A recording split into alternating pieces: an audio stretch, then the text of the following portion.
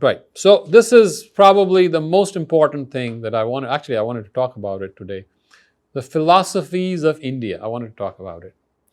In India, we don't use the term philosophy. So let's talk about what philosophy means. In philosophy, the word first came with Heraclitus. He used that word, of course, in Greek, ancient Greek. Philo plus Sophie, or philos plus Sophia. Phili is love, and Sophia is wisdom. So philosophy is love of wisdom. But the Greek approach is through thought, through thinking, through logical analysis. And more after Socrates, it became a logical analysis of things, rationality. Through reason, you are able to reach a wisdom. And that wisdom is your highest calling. According to Socrates, a life not examined is not worth living. It was one of his famous statements. How do you examine your life? Through reason. How do you understand the world? Through logic, through reasoning. The ancient Indian approach was quite different, and that's the beauty of it. They called it darshana. Darshana comes from Sanskrit word drish or dri, which means to see.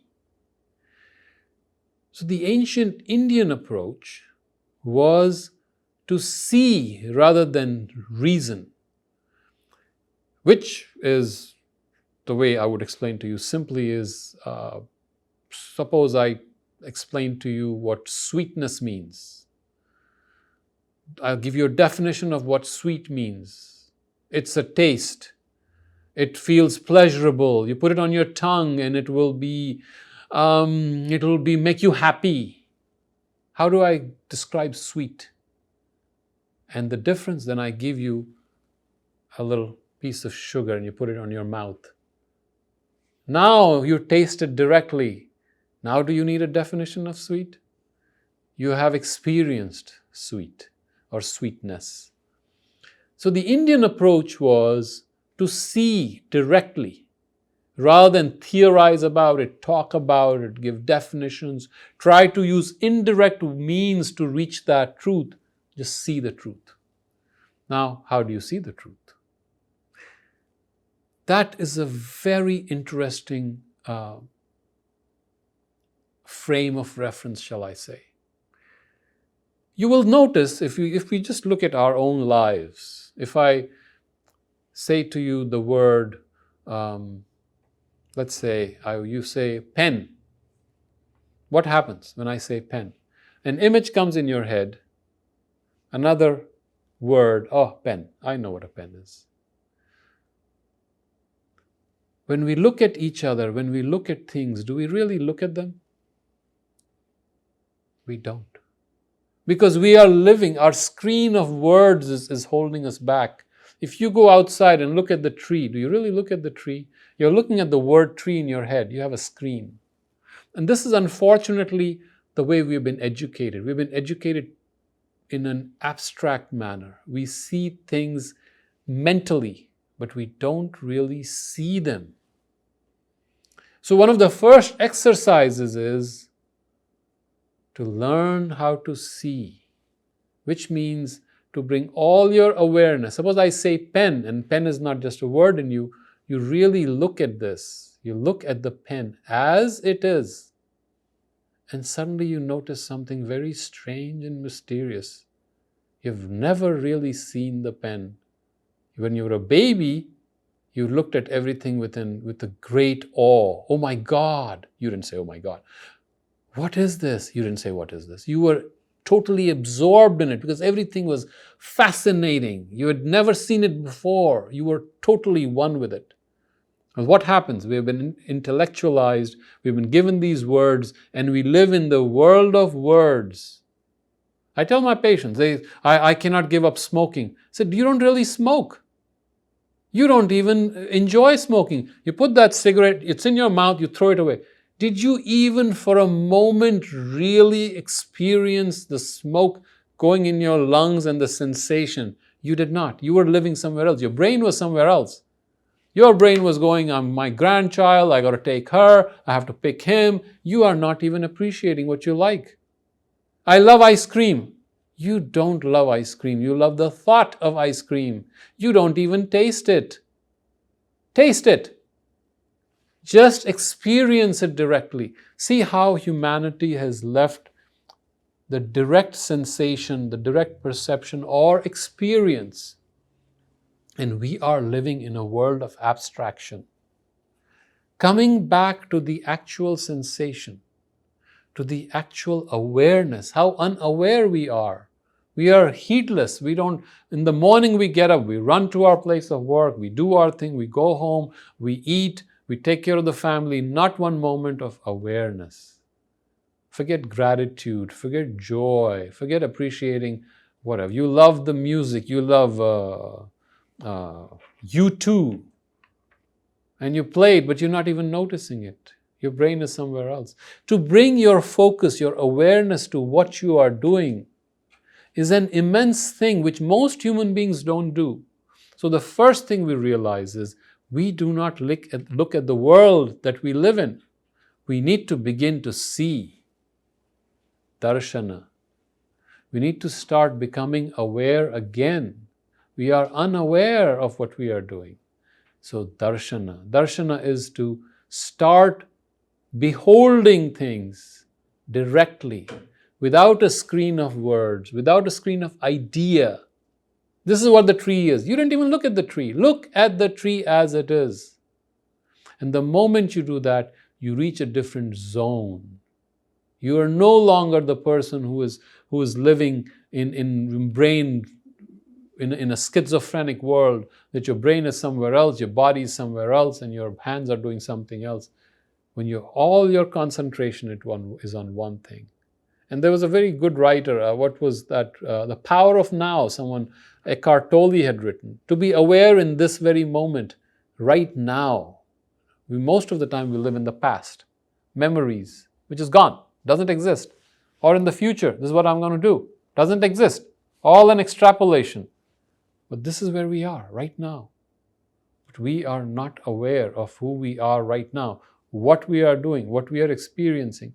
That awareness is the secret. So darshana is the word that is used. It is not philosophy. And that is why Sri Aurobindo very paradoxically says, I was never a philosopher. A philosopher is one who will think things out, who will use reason. His job is to learn to see, is to see directly. So we look at the objective world, we start observing the objective world, the so-called objective world, which is outside us.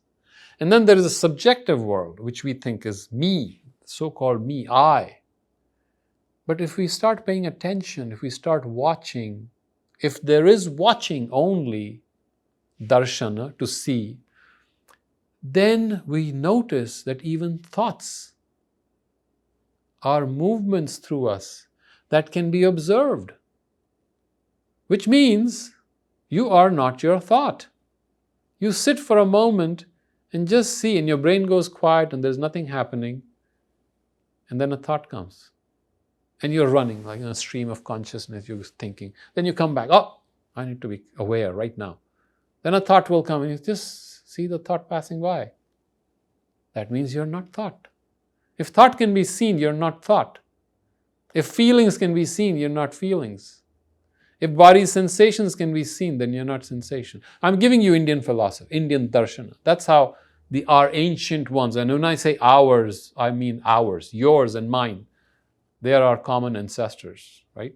So whatever the theory is, whether they came from the Caucasian area and they migrated to Iran and India, or whether they came from the Middle East, the crescent, they call it. New research in the journal Science says, no, they did not come from the Caucasus. They came from the Middle East, the crescent of Middle East. Then they went to Iran, then they went to Europe, and then the languages came, then they came to India. And that's why there are shared roots. All our languages, the Indo-European languages have shared roots. Whatever the history is, that is research. But these are our ancestors. This is the way they saw the world. There was an innocence about it. There was a purity about it. They saw things without the screen of concepts, and that we can learn from. What kind of a mind was theirs? What kind of a worldview was that we have today absorbed without knowing? So the second thing is watching. And to our ancients, the power of sight was tremendously important. The greatest proof was not logic. The greatest proof was seeing it for yourself. That proved it. Logic, you can give me any logic, you can create things. But if I see it, that is my power. That is my evidence. So it's called, the word that is used is pramana. Pramana is my evidence. And we talk about evidence, courts and all that. Pramana means I have seen it. Pra means intense. Mana is to map. So I have mapped it. I have looked at this, and suddenly I have no words for it because I really don't know what it is. It is mysterious. I cannot give it a name. What is a pen? I don't know what a pen is. Pen is just an imposition on it. This is something unique. This is a shape. This is a form. And we have given it a name. But the moment you start looking at it, the world becomes mysterious, beautiful, full of light. That's how they saw the world. They were the original children. And that beauty is brought out. They are able to look at themselves because it's not tied in. It's me, I have to protect this eye. All my life I have to spend protecting this eye. There was an innocence that they could look at this so-called I, this Pariksith sitting before you. Even this one is aware of. And then what happens? There is only seeing. Subject and object both are outside. And there is only awareness. Something drastically mysterious, mystical, beautiful happens. What happens if you look at a rose and you love it and it's beautiful? Something different happens. It's no longer a rose. It is something mysterious. A child that you love, someone you love, you feel something deeply for that person, and suddenly that person is no longer that person. It's something amazing, right? Awe-inspiring. And that's the beauty of life, the mystery of life. At the end of it, we cannot explain a thing of it. We can give all kinds of reasons and logic, but the beauty is in experiencing it directly. And this direct experience, this direct seeing, is what Indian philosophy, so-called philosophy, is about. That's why we call it Indian darshana. Darshana means to behold, which suddenly means everything becomes sacred. Everything becomes unique. Every human being becomes unique. Beholding everything as if you have never seen it before, which we haven't. We think we have, but we have never. This moment has never come before. This is a unique moment, and that's why in Zen we say this moment is perfect. It is. If you think about it, this moment right now, it's perfect. The Zen master asks his student, what would you do to this moment to make it perfect?